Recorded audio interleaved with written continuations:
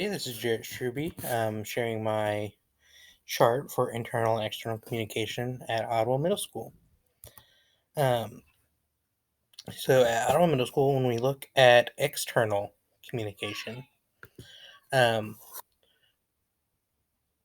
we have our media, which uh, there's media in the public, so they do articles, both print and online, about things that the school's doing, people at the school.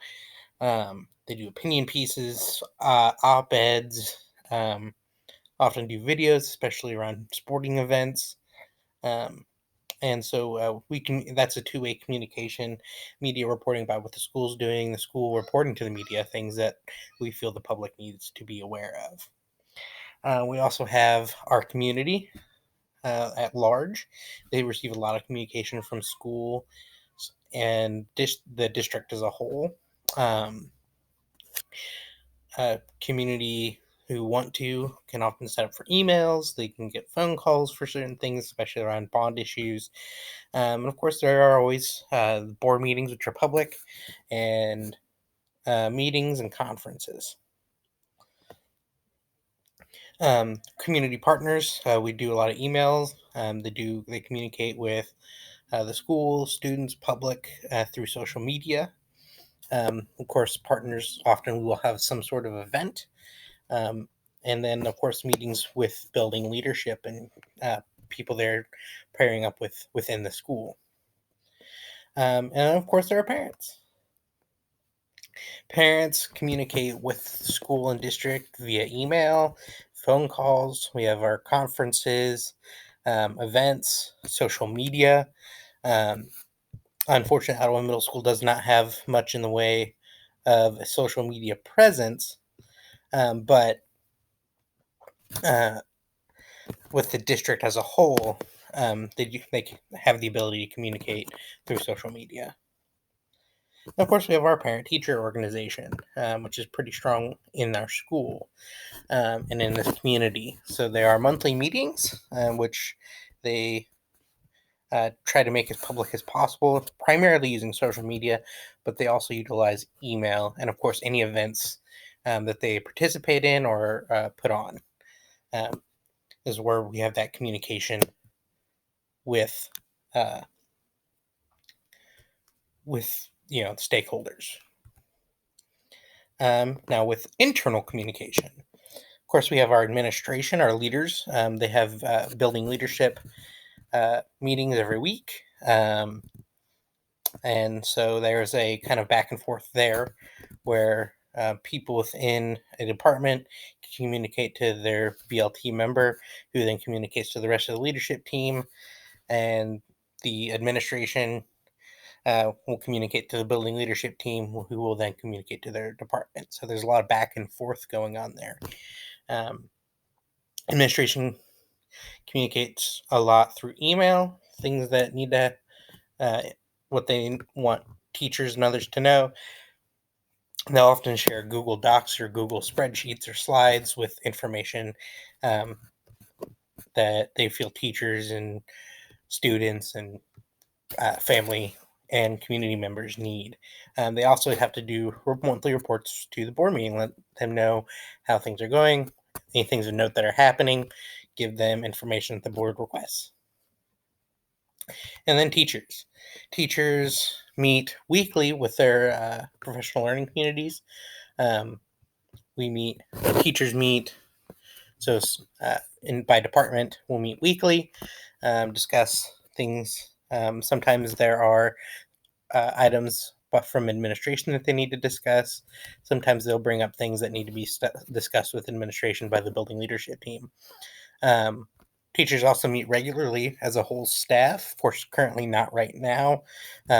Being in the middle of the COVID-19 pandemic, we don't really have a chance to meet as a whole staff, but we do still meet weekly in PLCs. We do a lot of emails, phone calls, and parent meetings. So emails with each other, with administration, with the district, with parents, with students, phone calls with parents, uh, Zoom meetings with parents. Of course, I view assessment grades as communication that communicates student performance, and how students are meeting expectations within the classroom. And then finally, students. Okay, school, as a lot of us have come to realize, is a major component of their socialization. They learn how to interact with their peers. They learn how to make friendships, how to end friendships, how to have romantic relationships and not romantic relationships, and what the boundaries are and how to communicate. They also, and that is more of a social component, but they should learn that more professional side with discussing with having conferences with teachers and discussing, communication back and forth with teachers. And of course, students are champions of social media. And then finally, the school board. They communicate with staff and parents and everyone else, all stakeholders, a lot of times through email and social media. Um, they will use physical mail that they'll mail out often. They have monthly public meetings.